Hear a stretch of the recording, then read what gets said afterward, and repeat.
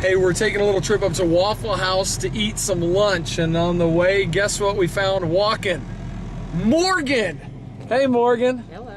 Morgan is not walking right now because we decided to give her a ride, but she is carrying a cross across America. You get the little play on words there? Yeah.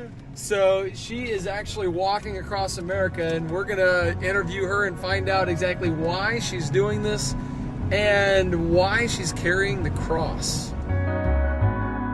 I always was searching for something.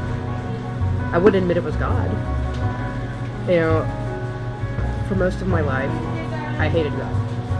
But at the same time, I said I was an atheist, which I still can't figure out. How do you hate something that doesn't exist? And what was it that gave you a hatred for God? Do you feel? I was abused as a child. And you know, even as I was getting older, I ran away when I was 15. I met this guy that said he could give me a safe place to live. And because all you want when you're 15 is safety. And it turns out he wanted someone that he could hold prisoner in his apartment and basically have a slave. And he played, I mean, all kind of mind games. I mean, you're already screwed up when you're 15 anyway. And then you get someone that's quite a bit older than you, that you trust, you think that they know what's going on, and he had me believe in all kinds of things. And I ended up in DHS custody and put in a psych hospital. And because back then, if you had an angry teenager, you didn't talk to them and figure out what's going wrong with them. You just gave them medication and whatever. And I spent about 15 months in and out of hospitals before I finally went home. And it wasn't very, I didn't feel safe with my dad. My dad didn't feel safe with me around, and you know, so I moved out and pretty much was homeless in high school. I would stay with this family for a while. I would stay with this family. I got suspended one time for sleeping in the school overnight because I had nowhere else to go. After with all this abuse in my life, you know, I didn't relate, you know, to guys like you're supposed to. I ended up getting involved in the gay lifestyle. It felt safe. I was like, well, I have nothing else to lose. I want to ask one of my friends about God. And I was skydiving at the time. Skydiving and decide to ask about God. And one of the guys at the drop zone, Pinky, he showed up at drop zone one day with pink hair, and he's been Pinky ever since. I knew he was a Christian. I mean, he let you know that, you know, he was a Christian, but he wasn't one of those, you know, in-your-face judgmental types. So he was comfortable. He was safe. And so I went to him and I was like, tell me about your God. Can you give me peace? That's all I cared about at that point. I just wanted peace. You know, I knew how horrible I was. I knew how evil I was, you know. You didn't need to be told that. Yeah, you know, so yes, I knew I was a sinner. I didn't really care at that point. I just wanted peace. And we talked a little bit. He invited me to his church.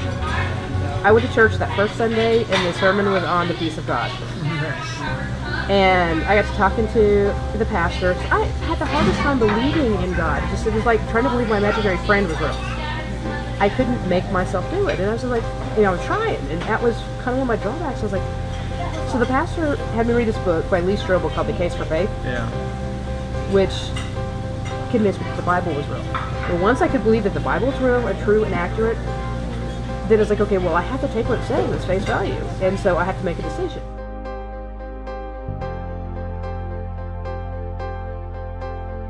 So what do you hope to accomplish with your life? Well, basically, there's a lot of people that won't go to church for whatever reason. Sometimes they think they've got to get their act cleaned up because they got to stop, you know, cussing or stop, you know, whatever before they go to church. So they won't go until they get that done.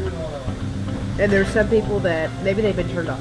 You know, maybe it's, you know, like their church that wouldn't let me go because I didn't wear a dress, or maybe just because they're hurt so bad they don't understand how God could allow that to happen.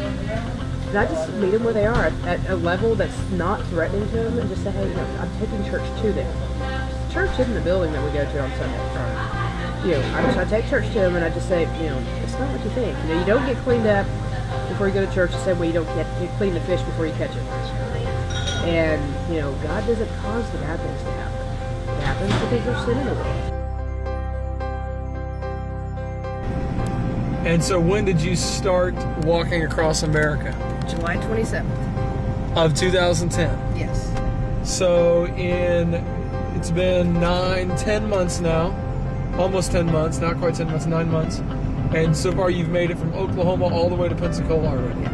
I've had to go home 3 times. My mom was in bad health. Okay. And so I went home twice to check on her, and then I went home about a little over a month ago, and she passed away. I am sorry to hear about that, Morgan. Wow.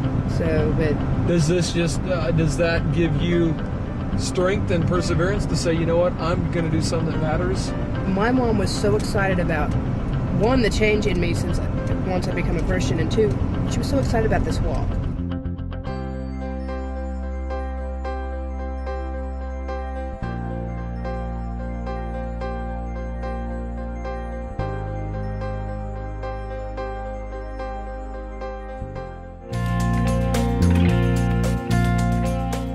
Like us on Facebook, facebook.com/creationtoday.